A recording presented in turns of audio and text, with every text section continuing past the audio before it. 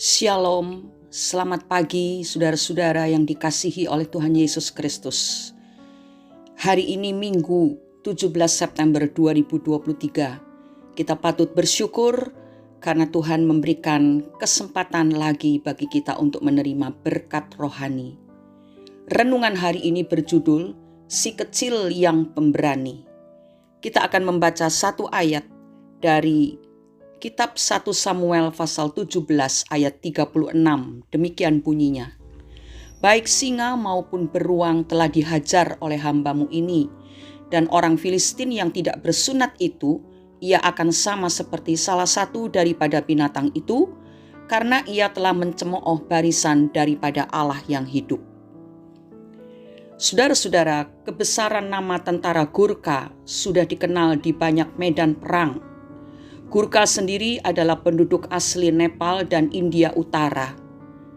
Brigade Gurkha dikenal dengan kemampuan berperang mereka yang alamiah, agresif di medan pertempuran, tidak takut mati, loyalitas tinggi, tahan dalam berbagai medan, fisik yang kuat dan pekerja keras. Meskipun secara fisik tentara Gurkha berpostur kecil, rata-rata tinggi badan mereka 165 sampai 168 cm. Tetapi ketangguhannya menggetarkan lawan yang berpostur lebih tinggi dan lebih besar, bahkan yang bersenjata canggih. Tersebutlah sebuah kisah yang melegenda. Sewaktu Perang Dunia Kedua, dalam salah satu pertempuran, Brigade Gurkha kehabisan amunisi.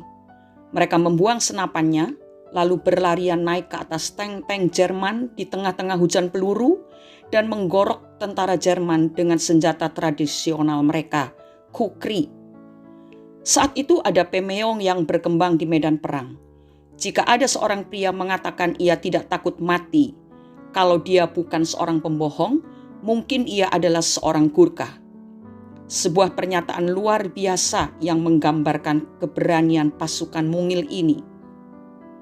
Saudara-saudara, Daud adalah seorang pemuda belia dengan paras kemerah-merahan, kata 1 Samuel 16 ayat 12 dan 1 Samuel 17 ayat 42. Ia sama sekali belum pernah menginjak medan pertempuran.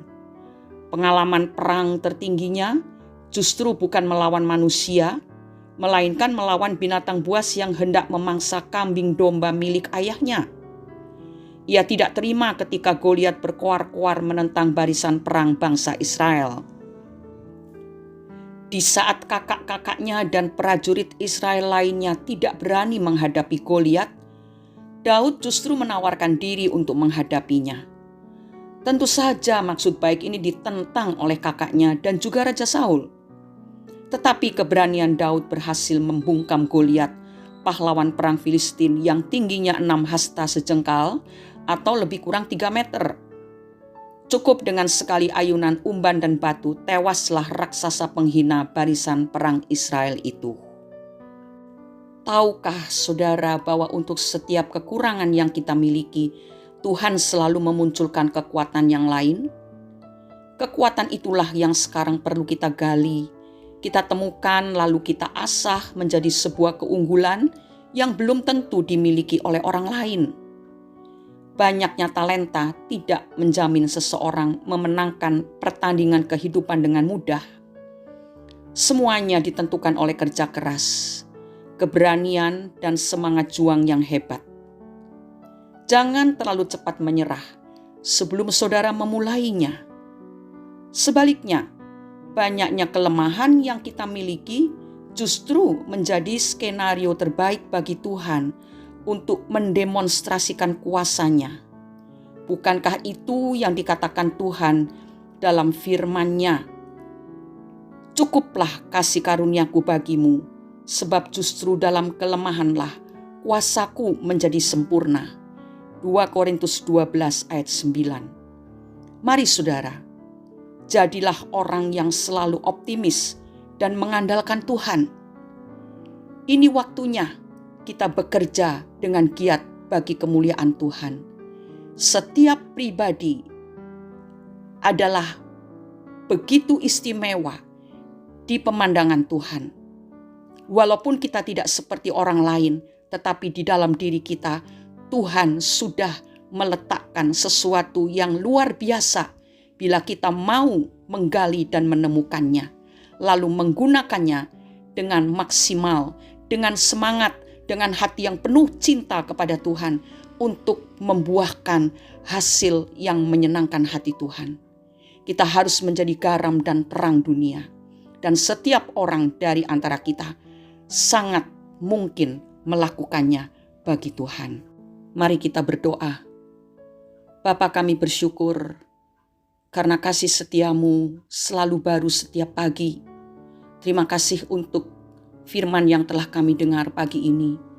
Biarlah firman yang diurapi oleh Roh Kudus membuat segala ketakutan dan kekhawatiran yang ada dalam hidup kami sirna.